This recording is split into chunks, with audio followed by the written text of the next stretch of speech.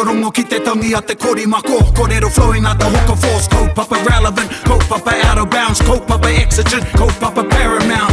Nā ko nā whakapiri mai ki te kaupapa tino whakahira hira whakarongo pi kari kari mai. Hare hare mai, o Taringa hare hare mai. We gotta gather up close everybody. Gather up close everybody. Kani move that body. Kani move that body. Whakapiripiri mai, whakatatatata mai, nau mai, hoki mai, ētahi iwi e ngā kāwai nui, ngā kāwai roa, ngā tūpari, mā wāua ngā wāhanga kōrero, ngā awa tūpuna, tēnā koutou nau mai.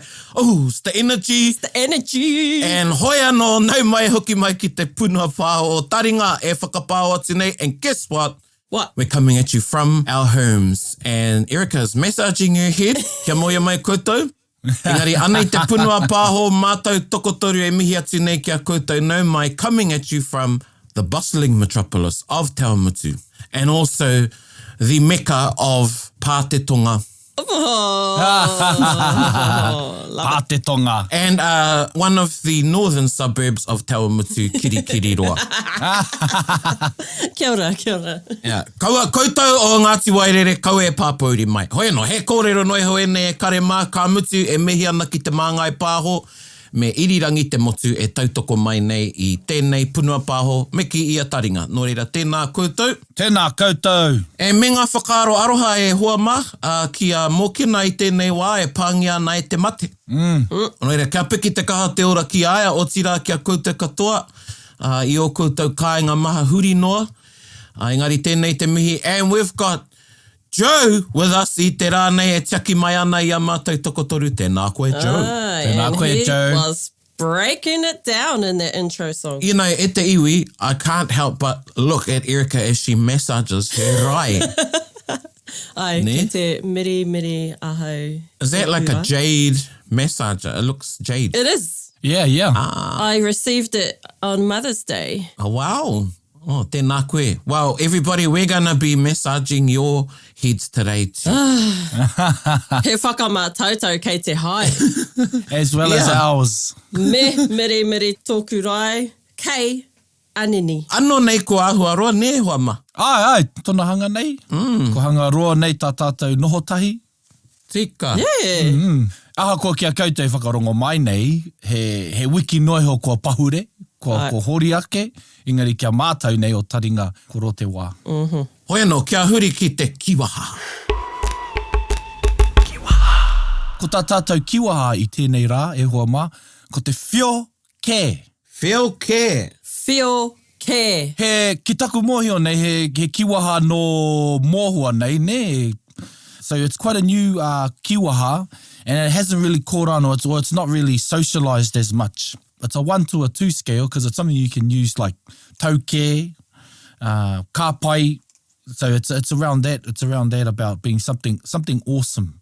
So koina tā tātou kiwaha, whio kē. Oh, whio kē. So not like, it was but a whistle. It was but a whistle. No. Kao he whio kē. Well, you know, I'm just doing a bit of rangahau, and I've seen it ko tāna whakamaoritanga ko te buzzy. Buzzy, kia ora. Oh, buzzy. Well, that was buzzy o whio kē tērā hui. Yeah.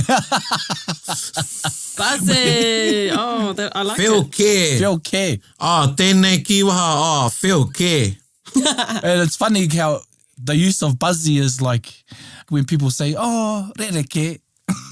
Yeah. When they're like, oh, how do I put this in a nice way? Oh, whio kē. You can use it like that. Okay. Oh, that was buzzy. Yeah, that was buzzy. The day we was buzzy when someone was out the gate, you oh, that was buzzy. I'd be interested to know, because me pono au, ka rea nau kia whakamahi i tēnei kiwa, i te whio kē. Mea hoki. Kua rongo au, engari ka rea e whakamahi i te kiwaha, e hara i te mehe aha, hoi anō, I'd be interested to know who out there uses whio kē. I have heard it being used. Aye. So how it occurs to me is like the likes of wekeneru, it sort of took off and, it didn't even, it was socialised around a younger Jenny, you know? Yeah, a Jenny, a younger Jenny. A younger Jenny. Jenny. Hei ko tā rātou. Now, you know, Erica, how would you use this kiwaha? Well, so I was talking to my friend the other day about our kids, And I was talking to her about how it's pretty buzzy, the things that Maya's picked up from ko hunga hunga already. I could say, feel ke o nā akoranga. Yeah. And you know, it's buzzy that there are these new kiwaha e puta mai ana, kua puta ke rānei. Ana he tohu tērā no te huringa haeretanga o te reo. Ai. Wheo ke, e te iwi, wheo ke. Me whakarongo pi kari. Hoi anō, anei, tātou kaupapa I te rā, and, you know, kāore MC Grandma I konei I te rā nei. Engari e pai ana. Kei pēnei mai koutou. Kāre taia e mātai tokotoru. Tētahi kupu te pīkau. And you know what, e hoa mā, I think it's good that we're doing a kupu without Jared. Aha ko te aroha ki aia, me te pai o te noho mai a Jared, ki wainga nui a tātou. Engari, kei māngere tātou. Ai. Yeah, he hanga whatinga I roto I ngā whakahaerenga Māori nei. Nei, so a bit of a break from our usual broadcast. Hoi anō, kupu, and e te iwi, kia tō tika hāwere. Kia ora. Kia tō tika hāwere, tātou huri ki te kaupapa. So let's turn directly, let's get into it. And that's a bit of a clue, he tīwhiri tērā. Straight to it. E kōrero ana mātou I te rā nei mō ngā kupu whakakaha. Ai, kia ora. Kupu Whakakaha. Yes. Now these are intensifiers or intensive adjectives. Adjectives. Intensive adjectives. Yes, intensive adjectives. So nei roto I te reo ingarihi, we have words like the heat was blistering, Yeah. It was extremely hot. excruciatingly difficult. Yeah. He whērā no ētahi kupu I te reo Māori. And some of them aren't used very often. Although we have some kupu, like you can use rawa atu. Tino. Tino, rawa atu, yeah. Yeah, hea ētahi kiwaha e hoa ma. What are some kiwaha that we use to intensify? Ko te whakamahinga o te kupu pai tētahi ki au, mohi o nei au. Ki pai te whare, māku pai te papa. Yes. Ko oti pai ngā mahi? Ko te pai ngā mahi, ai. I think there might be a little difference between how Puaheri is using kua ki pai te whare, meaning the house was really Full. And ko oti pai ngā mahi. What are you saying there, Eric, when you say ko oti pai ngā mahi? I completed the work well. Yes, I think there, and in another context, it could be that the work is absolutely complete. There's nothing else to complete. And you could substitute pai for marika. Marika, yep. Kua oti marika ngā mahi. Okay. Ko uti puano, and you know, one thing is, rāpia is another one for absolute. Like how we say kamutu pia, that's a definite, like absolutely. Kamutu rā pia. Yeah, some of Northern iwi, they use that as an intensifier. Now, if you're not too up to play with how it's used, you'd be going, there's a bit of questioning in it. Yeah. The waiata itself, māku rāpia, e awhi e. That actually means I will hug you, I will, with absolute. So it's not as if I may not. I may caress you. Yeah. Māku rāpea, māku koe, e awhi e. Ana. Beautiful. So to deviate a bit, koina te whakamahinga o te rāpia. And what about a kiwaha? Hea tētahi kiwaha hei whakakaha? There's one and it talks about the epitome of something, the absoluteness of something. And if you're to read it and take a literal meaning, it could be the finishing of something. Ka mutu pia. Close. Mutu is in this kiwaha. It'll be the operative word. Mutunga. Te mutunga mai o te tatara. Yeah. O te pai. Ai, te mutunga mai o te atāhua. Te mutunga mai o te pūrotu. So just for the listeners who think they're having deja vu, we talked about intensifiers in episode 130. Oh, wow, that's going back. Feel care. This episode is to intensify some of the intensifiers we talked about previously with an addition of some other intensifiers. Now, the kiwaha was te mutunga mai, te mutunga ke mai. And so you're coming back to an intensifier. A kiwaha that uses that is te mutunga mai. So are we looking at, in that particular example, are we looking at the mutunga being an intensive adjective? No. We haven't got to the intensive adjectives. Oh, okay. This is our intense introduction back into intensifiers. Aye. But it's a great intro before heading into the intensive adjectives. I'm getting that around my tongue because we're looking at how we use other intensifiers, idioms, kiwaha. What are those called? Pūmuri. Some of these adjectives have their very own intensifiers. Nō reira, kia te tiroa ke tātou, and do go back to that episode because it would be a good introduction, refresher for some of you that have already heard it. Ne? And we're going to be covering some new kupu whakakaha intensifying adjectives. Ne? And as Te Puaheiri said, there are particular kupu that you only use with particular adjectives. Kia ora. Just like how we looked at taimaha rukiruki or ha rukiruki in the previous kupu whakakaha episode. Now, it's only associated with taimaha. So to say, ēnei porohau he māma ha rukiruki, te taimaha, tō he māma te, it doesn't work. But hea tā tātou kupu mo te light? Yeah, he ngāwari, he tai māma. E tai māma, ai. Okay. So, kāore whakaitea ana, he tai māma rukiruki. Yeah, so rukiruki is only used with taimaha, or if you're like me, you say toimaha. Toimaha, taumaha. And taumaha. Kia huri ki te kupu hou, whakaro au e hoa mā kia tīmata tātou ki tēnei kupu, and I'm looking at kupu that are practical. Kia ora. And would be used. Cool. I mean, you can use all of them, but I'm just thinking about everyday speech. Kia ora. Ka pai. And I think whakaharahara, he rau e te kupu whakaharahara. Ka pai te whakaharahara. Ai. Nō reira, ko tēnei kupu ka noho hei kupu whakakaha i te pai, i te kino, i te nui rānei. Pai, kia ora. Pai, kino, and nui, not iti. Okay. Hea hai. Because that is how you use the kupu. Okay. That's just what we do. Yeah. As we've been saying, these are words that you only use with particular kupu. Okay. So you wouldn't say reka whakaharahara. Kia ora. Okay. So anei tētahi, and this is probably one of the widely used ones, and this is probably when I first heard this, I haere au ki tētahi hui nui whakaharahara. Kia ora. Kamatu, koina te kupu he kaha no ngā kaipāpāho. Ne he kaha no rātou ki te whakamahi. Tēnei kupu, hei whakakaha i ngā huinga, i ngā whakataitai. Ai. That's the first time I heard it. Ka tai atu tātou ki tēnei whakataitai nui whakaharahara. Okay. It's new to me to hear that there are other kupu apart from nui that you can use this in. So yeah, pai tēnei. What are we actually saying with this word? Is it related to whakahirahira, like important? Yes. Koia hoki. Okay. Extraordinary, marvellous, remarkable, wonderful, outstanding, phenomenal, exceedingly, exceptionally. Right. But it can also mean terrible, shocking, horrible. Kia ora. So it would be terrible, shocking, or horrible if you used it with kino.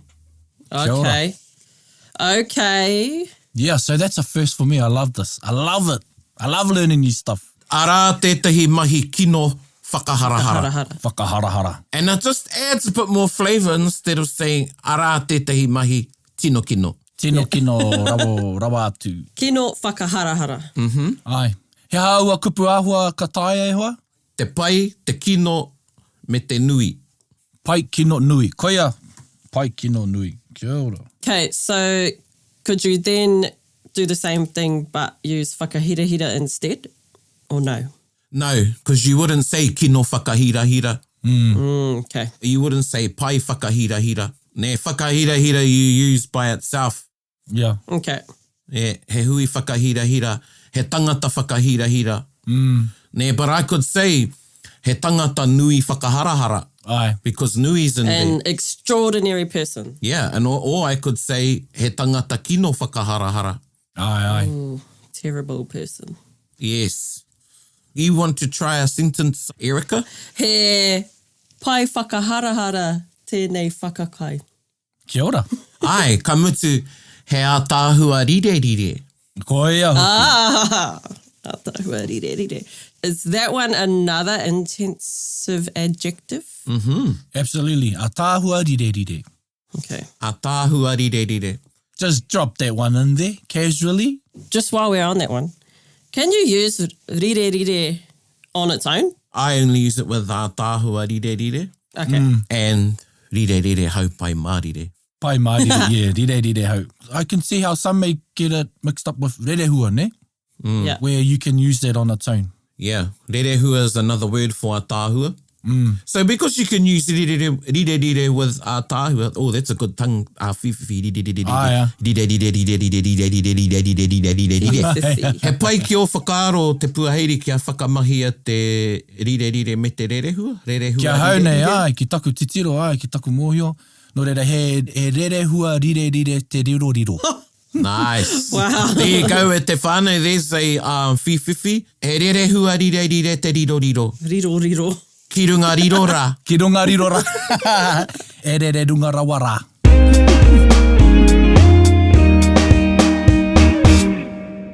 Hea tētahi rerenga e whakaaro ana koe, Erika, ki te whakamahi te, let's say, rerehua rire. Hea tāhua ngā... Oh, no, rerehua we're going with, eh? He rerehua rire ngā nekehanga o Joe I te ata nei. Tika! I pēnei au, he kino whakaharara. Ai! He ki au, he pai. He pai whakaharahara. He pai whakahara, ai. He momo oranga wairua. E hea nau ki te rongo anō I tō whakamahinga I te timatango, I te pane o tēnei putanga e hoa, hā rawe koe nā tau I ki mai nei? Ha were. Ha were. Hā were. Hea tēnā, hea te hā were e tau? Well, ke moia mai koe, first you must know what it is not. It is not something with 8 legs. Punga were. Punga were. Te rasa punga were e te iwi, kei te kōrero ke tātou mo te hā were. Ha were. Very absolutely and used with tō tika. Tō tika koia hoki. So I could say, anei tētahi tauira, ko Joe tētahi tangata tō tika hā were. He's a straight up person. Yeah, E hara ia I te tangata makarauna. yeah. Tangata tō tika hā were. Ko tahi atu ki te kaupapa, ne? Ko tahi atu ki te korokoro. Yeah. So these are, they're intensifiers, they're also modifiers. That's one way tō tika hā were. Straight to the point. Yep. And I used it a little bit differently, even though we did have a bit of a kōrero I mua I te tīmatanga. But then I said, right, let's get straight to it. Ai. Now, I could have said kia horipu, because horipu on its own means direct. Kia ora. Horipu. Engari, whakamahi e kētia ko te tō tika hā were. Well, let's get directly to it. Tō tika ha were. Yeah, so koutou o te kāinga, how would you use tō tika hā were? Tika.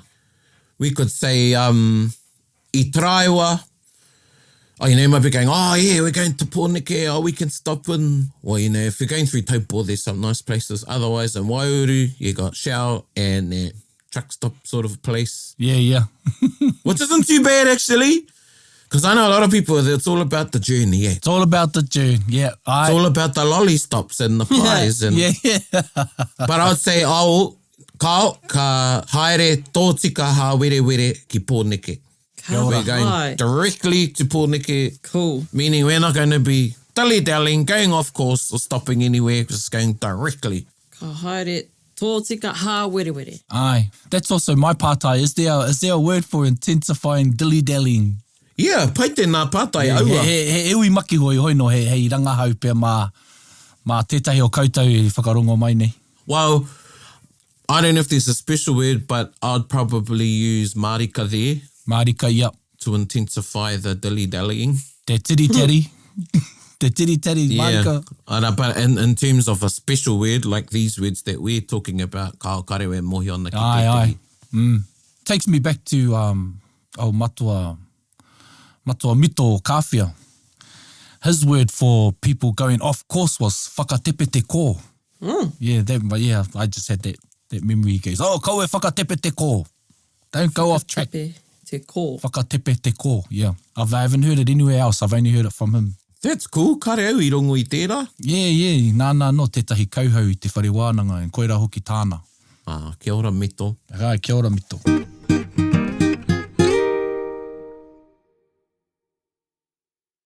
gather up close everybody. Now, Erica, kua ki poha poha rānei tō kete kupu? It's getting there. I don't even know what poha poha means. Well, like, you know, if you know the kupu āhua that's been used and the way that these words are created, you've got hāwere were, whakaharahara, poha poha, you know, the double-barreled kupu. Yeah. With a calculated guess that, that's probably an intensifier. So, ko ki poha poha rānei, ko ki poha poha tō kete, ko tō kupu kete, tō kete kōrero. Tika rawa atu. Whakarongo ki te wairu o te kupu, ki te hā o te kupu, kei reira ētahi tīwhiri. So ki, full. Mm-hmm. I'm just assuming you asked me, is my kupu kete full?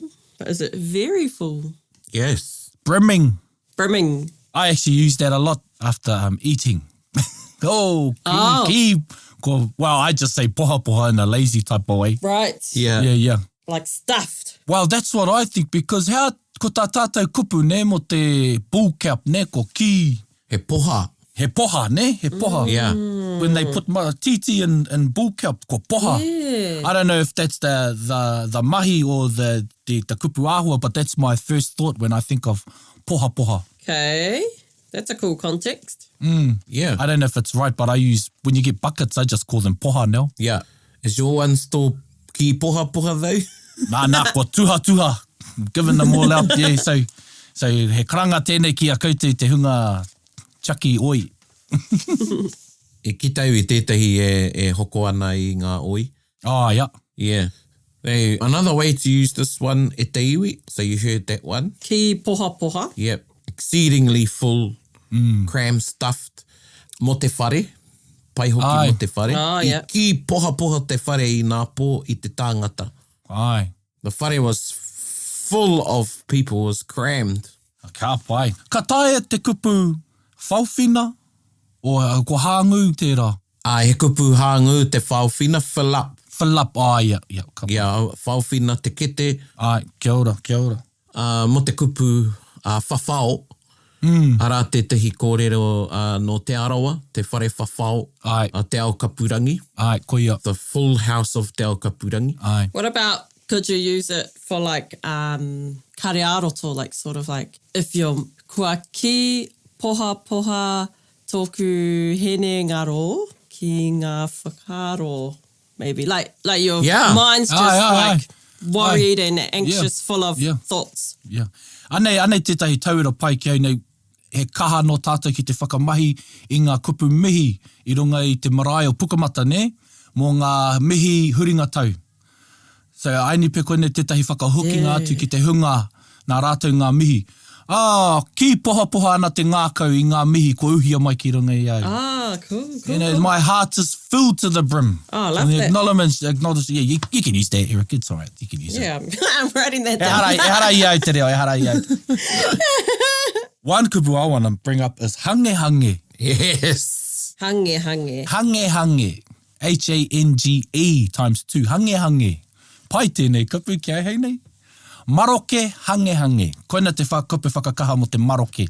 Nō reira mena e kata ana te whenua, o kāre pai te mahi tunu ato hoa. Maroke hange te miti. Te keke rānei. Yeah, dry. Yeah, koina te whakakaha. Kupu whakakaha mo te kupu maroke. Maroke hange. Maroke hange. You know, we use maroke I nāia nei ko tētahi whakamahinga nui o te maroke is like boring. Yeah. Timoti would say pedestrian. Oh, sorry. So yeah, I'm thinking, you know, e pai ana te whakamahi te maroke hange. I pēwhia te hui.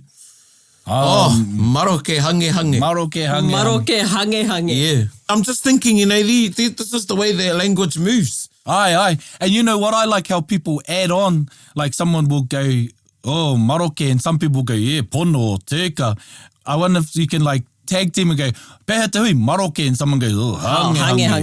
Yeah, hange. Like, dry as. Dry, absolutely. E whakai ana au ki tēnā, kei kona oku whakaaro. It's like when, you know, somebody would say, I pai, Rawa atu. Rawa atu. Ai. Oh, yeah. You do hear that. Yeah, I've heard you use that. I like how people just go, ake nei. Ai. Ako nei pe, e pewhi ana ngā tohi. Maroke hange. How's the taste? It's bloody dry as. Ai, panea ki te pata. Yeah, me nui rawa te pata. Ai, pata. E pai anō ai. Koia. Ko ētahi, he pai ki a rātou te tohi maroke hange. Ai. He pai ake ki ētahi kia māku taritari te tohi i te pata. Kia ora. Koia hoki. Taritari. Drenched. Yeah, and again, this one, taritari. And taritari is used with māku. Okay. Kāroha ke hoki, kua māku taritari katoa o na kākahu. Ai. Saturated. Yeah. Hau mai ki roto e hoa, kei māku taritari o hu, i ngā hoa pua ke wahora. Ka pai. Hey, I've used taritari with māku. Ka whakamahi rānei koe te taritari me ngā kupu makariri, mērā. Makariri taritari. Kao. Taritari means to be cold. Cold, yeah. Nā koronga au i te kupu i tōna kotahi hei whakamahinga mo te makariri. Mo te makariri, mo te maike. Maike, yeah. Hono, tētahi kupu hei whakakaha i te kōpeke te maike, ko te mātaratara. Tika. Makariri mātaratara. Makariri mātaratara. Ka mutu, ka kehi i te whakamahinga i roto i taua krakia, neha? Mātaratara ki utei, mātaratara ki tai. Oh! Yeah. Seen in books it says it's used as an intensifier for cold. Yeah. Okay. There you go, e te iwi, and it's fitting. E ne kupu nei te māku taritari me te makariri mātaratara. Pai. Nō tātou e huri ana, tahi anō ka rongo i te makariri mātaratara i te ata nei. Koia hoki. Yeah. Ki te au te hauhunga, kua paku hauhunga a konei. Ai. Te awa mutu. So we had a bit of frost, paku hauhunga, bit of frost. And makariri mātaratara ana. It was freezing, it's cold. I makariri mātaratara ōku waiwai. Pai. That's why I've got my bush socks on. Yeah. Ka pai. Hea rānei tētahi kupu e whakakaha i te wera. E mohia tiana mo taua āhua. Kare mohi ana ki tētei kupu mo te wera. Not in this case a special word with wera. Ai. I don't know one. Well, not off the top of my head. I can't think of one at the moment. Yeah, same. I've been trying to explain how te wera o te wai kōhua ki aku tamariki, ne? You know, go wera pai, wera marika. You know, kia rangona rāno eia, ingari, kāre e hara tērā i te hiehia. Kāre au i hiehia na kia pēra rātou, kia rangona e rātou te wera o te boiling water. Wow, kua kōrerotia, marikatia nā kupu nei. And hei whakahoki o tātou whakaaro, i kōrero rā tātou mo te whakaharahara. Whakaharahara, hui whakaharahara. Ātāhua rire. Ātāhua rire, ka pai. Mo te tino ātāhua, very beautiful. Te tōtika hā were. Ai, tōtika hā were, pai tērā. Ai, hori pū. Yeah, kupu hau tērā, ai. And what was our intensifier for tōtika? Hā were. Ka pai, tōtika hā were. He hano e rātu e tai. Mo te kupu whakakaha mo te maroke, te hange, maroke hange. Maroke hange. Maroke hange, maroke henga hoki ne. Henga, ai, koia hoki tētahi atu, ai. Same letters, just spelt different. That's right. Wonder if you can go, maroke hange, henga, aha. And ki poha. Ai, ki poha. Ki poha. Stuffed, brimming, exceedingly full. Nā. Nice. Koia a tātou kupu i te rānei. Tainatu ki te mātaratara. Tika. Me te māku taritari. Ai, māku taritari. Me te makariri mātaratara. So, in that karakia, what does mātaratara mean? Hea nei, hea o whakaro mo te... Cold wind coming. Whakataka te hau ki te uru, whakataka te hau ki te muri. kia mākina kina ki uta, kia mātaratara ki tai. That just sounds like a real crispy morning to me. All of it's like, oh. It does, yeah. Well, you know when there's a crispy morning, it's going to be fine weather. Koia. Oh, true that. So that karakia, which I know is a tainui, he karakia no tainui, it's only one verse of a longer karakia. Koia. And I think we may have touched on this karakia before on Taringa. It's a lovely waiata, whakataka te hau, and we also say muri. Whakataka te hau ki te muri, whakataka te hau ki te tonga. And I've heard people say hauhu. Karewe mohi ana hea te hauhu. Kia ora. Ko te hauhunga. You know, cold weather usually means calm weather, fine day. Yeah. And this is a karakia that's part of a fishing karakia or before you launch to go out. Wow, I did not know that. But we've done lots of fishing with our kupu i te rānei, e kare mā. And some good catches, I must say. Yeah. Some good Hopefully catches. you caught some kupu e ngai taringa, no ko te whakarongo mai ana. Ko te tumana koe mārama keho ana te kite ina e nei. Ai, ko mārama keho ki ngā kupu nei. Hoia no whakamahia ne. Whakamahia.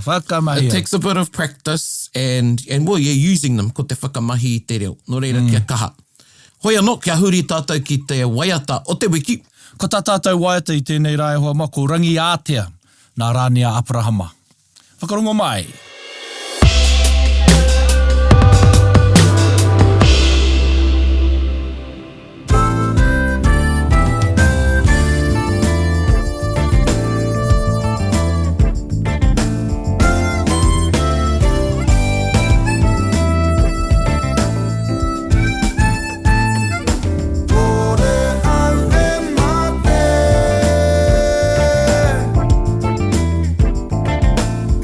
No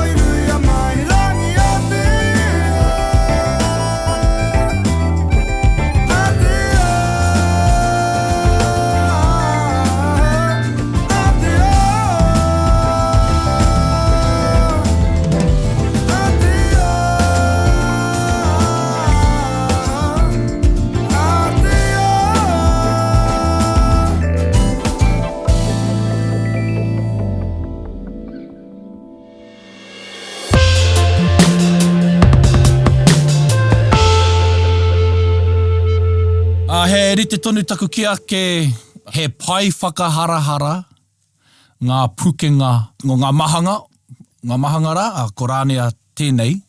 No reira, e kore aku mihi e motu ki a rāwatahi. Well, I'm always amazed by the skills that Rania and Ruia have, the Apurahama twins. And so that was rangiaetia. Oh my God, I didn't know they were twins. Well, there you go. Ko ako mea hau koe, Erica. Always learning on Taringa. Always learning. The learnings just keep on coming. He nui ngā āhuatanga o tō ātāhua rire. Ai. Koe nei te tehi. Okay, I will take that as a compliment. Ai. Hea tētahi kupu mo te innocence, tō tirohanga mokopuna. Nei. Hoi anō e te iwi e mihi nui atu ana ki a koutou i whai wā anō ki te whakarongo ki ngā wānanga. I rere i te rānei e pāna ki ngā kupu o tira. Kia noho tahi tātou. Nō rere mihi ake ana ki a koutou. Kaue ware. Whakamahia ngā kupu. Go back through, have a listen to the episode, write down the ones that we went through today. Go back and listen to episode 130. 130 as well. E whakamahia ngā kōrero nei. Hoi anō, e mihi ake ana i te ui. Tēnā koutou, hei kona maira. Hei kona. Hei kona. Bit whakaronga pi kari. Gather up close everybody, buddy. Taringa. Yeah, tahuri mai ki yo. Whakarongo ki te tangi a te kori mako. Kōrero flowing at the hoka force. Kaupapa relevant, kaupapa out of bounds. Kaupapa exigent, kaupapa paramount. Nā kona whakapiri mai ki te kaupapa tino whakahira. Whakarongo pi kari mai. Hare mai, o Taringa, hare mai. We gotta gather up close everybody. Gather up close everybody. Kani move that body. Kani move that body. Taringa, he mea tuku nā te wānanga o Aotearoa. Nā te māngai pāho me irirangi te motu I tautoko.